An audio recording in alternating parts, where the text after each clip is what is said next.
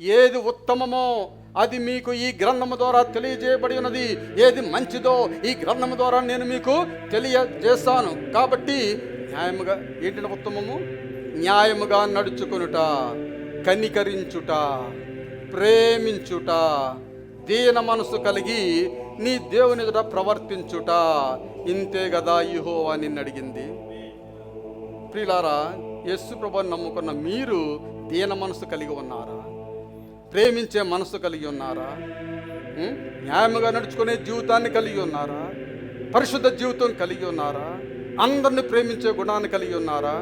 ఎవరిని దూషించకుండా అందరినీ ప్రేమించే జీవితాన్ని మీరు కలిగి ఉన్నారా? ఒక్కసారి మీరు పరీక్ష చేసుకోండి. భక్తి అనగా ఏదో వచ్చి పాటలు పాడేసి వాక్యం చెప్పేసి వినేసి డబ్బులు ఇచ్చేసి కానుకలు ఇచ్చేసి ఇంటికి వెళ్ళిపోయి మామూలుగా జీవించడం కాదండి. యూ హ్యావ్ టు చేంజ్ మీ జీవితాలను మార్చుకోవాలి.